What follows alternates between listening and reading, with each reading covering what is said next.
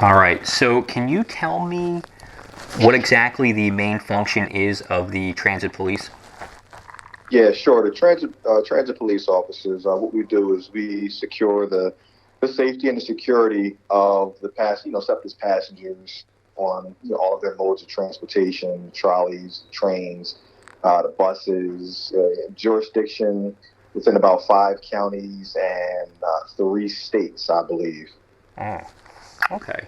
According to the transit police website, there's about 260 members. During the hearing yesterday, the chief said there's about 213 members. How many actually are there? Which number seems more accurate?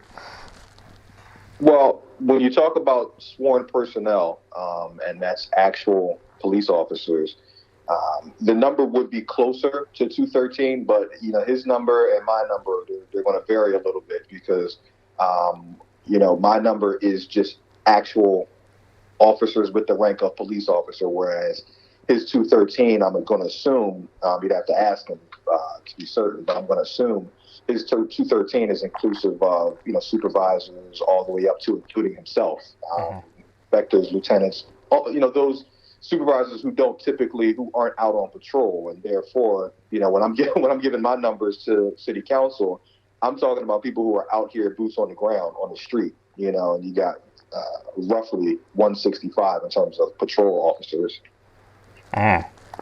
So how many transit police are on duty at any one time?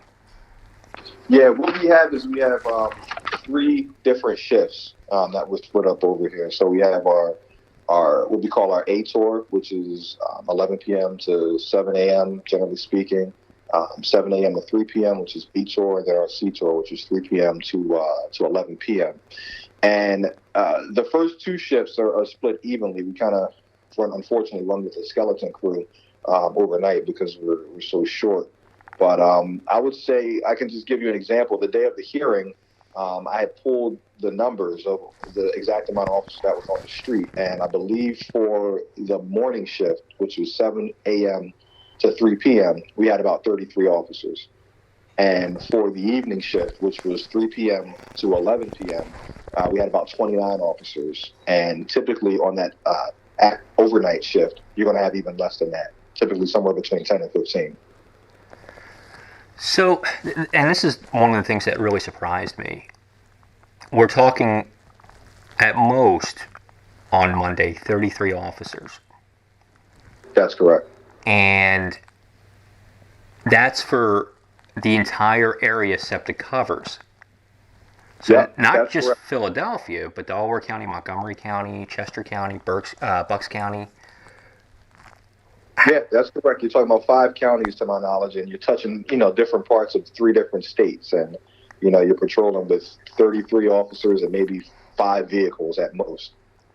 So, how is that possible? Like, how do you take so few officers and have them spread out in such a large area? Well, I guess at this point, it's really out of necessity. Ideally, you'd have twice that number, 3 times that number even, but that's just not the reality of our situation with our issues with being able to hire the requisite amount of officers that we need to keep the system safe, and also with our inability to retain the officers that we do have, which is a much bigger issue. So when you have 33 officers, are they all sort of concerted in one area? Are they spread out amongst the areas of more concern? How does that work? Yeah, what we have currently, and what we used to have is a little bit different. But I'll just speak to what we have currently. We have 3 patrol districts, and they're split up over the Market Frankfurt line and the Broad Street subway. So the entirety of the Broad Street subway line, and that's going to be from Fern Rock Station to what's now NRG Station, that's one district. And the Market Frankfurt line is going to be split up into 2 separate districts. It's 69th Street to about 15th Street, I believe. That's going to be one district, and then 15th Street to the FTC. That's going to be another district. So the numbers, that 33 officers, you have to split that three ways. Usually not evenly. It's typically weighted by, I think, their crime statistics is how they weight, where they put the most officers. But yeah, you got to split that over those three sections of of the transit system, and that's where you end up with those numbers. So those are real. The Broad Street line and the Market Frankfurt line are really the only two lines that get coverage, police coverage. That's correct. I mean, we have our special operations response team, which on any given shift is maybe about 10 guys, and that's also our mobile response unit. So they are the units that have our vehicles. So they're assigned in the general vicinity of these coverage areas, and they're able to maybe respond to calls on buses or trolleys. But again, we're very limited in how many of them are on the street at any one given time. So why has SEPTA had difficulty hiring more transit officers? Well, the first reason is the most obvious reason, which is the starting salary. I mean, you're looking at I think roughly $45,000, which in comparison to the police departments that you're in competition with, for these officers, is just you're under by about $10,000 to maybe $15,000, in terms of what their starting salaries would be at some of these county departments, or even with the Philadelphia Police Department. So you got one of the lower starting salaries in the area. That's always going to be a problem. And then what you also have is, just the working conditions here are just not conducive to being able to keep officers, especially when you talk about, in combination with the low starting salary. What do you mean by working conditions? What are some of the issues? Well, I touched on when speaking with City Council, just the lack of investment that SEPTA makes in its police department is you can see it in the vehicles that we're driving around that are literally, some of them are literally falling apart. Like you got vehicles that are stalling out on officers on the highway and without working airbags. You have, facilities where there was literally, there was one when I was in District 7, which is the district that I was just describing to you. It covers from the Fern Rock Station to NRG Station. I mean, it was literally a rat in headquarters, like not a mouse, but a rat. Now, I understand we work in the subway, but, I'm pretty sure, if we go over to SEPTA Police Headquarters where, administration works, there's not going to be a rat running around, Mm-hmm.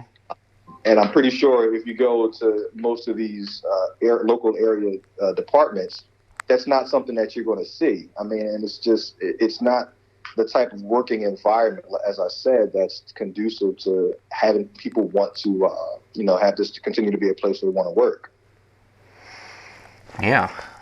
How much collaboration does the transit police have with the Philadelphia Police Department? Is there any overlap? Is the Philadelphia Police Department, covering some of the rail lines that the transit police aren't able to? Yeah, typically no. When there's a call, I mean, even if someone was to call, let's just say, for instance, if you were on one of these rail lines that was, traveling throughout the city, if you were to call 911 and you're on board a SEPTA mode of transportation, typically they're going to transfer you. 911 is going to transfer you over to our dispatch, and we're going to try to dispatch, whoever's we have available to your location. Now, the only time that I've seen that you're going to have Philadelphia police respond to these locations is if we just don't have anybody to send, which happens more frequently than you would think. So, if you didn't have somebody to send, somebody calls 911, 911 sends it to your dispatcher, and then your dispatcher sends it back to 911? Yeah, at that point, we would. What typically happens, from my experience being up in the radio dispatch room, is the call will come in. it'll come in over the city's band to us, and they'll transfer the call. Somebody calls 911, they'll transfer it to us, and we'll take the call. Our dispatcher will then take over for the 911 dispatcher. They'll speak to the individual that's placing the call for service, and after they hang up, they'll put the call out to see who's available in terms of our officers to be dispatched. And if there's nobody available for us to send, usually a supervisor will come over the air. They'll make the call. Hey, listen, we're going to have to send the locals, which basically means whatever the local jurisdiction is that where the call for service originated. That's where we're going to have to send because we don't have anybody. How long does that take? That's a considerable delay because, again, remember you're calling 911 and you're expecting someone to pick up and say, hey, we're all right, we're on the way. But then you get transferred to SEPTA police, who then you have to basically repeat the same story to them. And then they then have to dispatch it only to find out, hey, we don't have anybody. And the supervisor has to come on, make that call to get back in contact with the locals. So you can imagine that's not, a very speedy process. It's not as speedy as you want it to be if you're getting robbed or assaulted or, God forbid, even worse. Yeah, so if somebody's injured because they were just attacked, they call 911, and this just gets bounced around and delays the process. That sounds really, really troubling. It is, and it's troubling for us. I mean, it gives you kind of have a feeling as an officer of helplessness because it's like you hear a call that's coming out in an area that should be our responsibility, and you just have no way to get there. You have nobody to send, and you almost feel useless in a sense. And that's part of the reason why we're just not able to retain officers at the rate that we would need to in order to have an effective police department here. So one of the solutions that SEPTA proposed was hiring security personnel. That's correct. So does that help you? Does that hinder you in some ways? Yeah, the security guards, I mean, I can't even, I wouldn't even know where to start with that. I mean, we have written so many letters and spoken to so many people about how this security guard program is just a completely failed experiment, and it needs to be ended. No, the short answer to your question is no, and I just don't understand how anybody with sound reasoning could be of the belief that someone with no police training, unarmed, no ability to arrest anyone or even detain anyone would be helpful to you in an emergency situation where you need police. You need all of those things. I can't understand how anybody would think that would make anybody more safe. So they're going to put, I think, about $4.5 million into that. Would it make more sense to spend that money on recruitment and raising the salary of the transit police? Yeah, absolutely. I mean, when you talk about spending $4.5 million on security guards, I mean, I think it's already been proven. I mean, we've all seen the videos on the news of these security guards, assaulting passengers. We saw the video of a juvenile. I want to say it was Dilworth Station near City Hall, just getting brutalized. I mean, stomped to the point where he was unconscious, and you have security guards literally just standing around and watching. I mean, not intervening in any way, shape, or form. And I mean, what sense does it make to spend $4.5 million on more security guards to watch you get beat to a pulp? I mean, the eyes and ears thing, I get that. You want to have as many eyes and ears on the situation as possible, but you have eyes, you have ears. As a civilian and a cell phone, you are equally as effective as a crime deterrent as these security guards are. So yeah, absolutely. We definitely feel like, to your question, that you could raise the salary by $10,000 an officer, double the amount of patrol vehicles, and fix the holes in the ceilings in our facilities, and you could still have a couple $1 million left over. Maybe, I don't know, donate to charity or something, but that would be more useful than just completely throwing away $4.5 million on security guards. So the last thing I want to ask you is, what should someone do if they see a crime or are the victim of a crime on a SEPTA bus or train? Yeah, you should absolutely still call 911. I believe that SEPTA would probably be better at answering this question than I would. But I believe they have a Transit Watch app that they're encouraging people to utilize. It's just the problem is, you can come up with all the apps in the world and all the different ways and the emergency buttons on the buses. If we don't have the cops on the other end to send, then you're in trouble. No matter how many apps that SEPTA throws out there, no matter how many different ways that they give you to get in contact with them, we still have to have officers to send to your location, and that's really the problem. Well, thank you so much for walking me through this. Not a problem. What I think I'm going to do, SEPTA hasn't gotten back to me yet, so I'm going to talk to them. And I think this is going to probably be in our newsletter this week, and then next week I'm going to take some of this and some probably what SEPTA says, and maybe do a radio story on it. So I'll let you know when this is going to be on. All right. Well, thank you so much. No problem. All right. Be safe. Be safe. All right. All right. Bye bye. All right. Bye bye.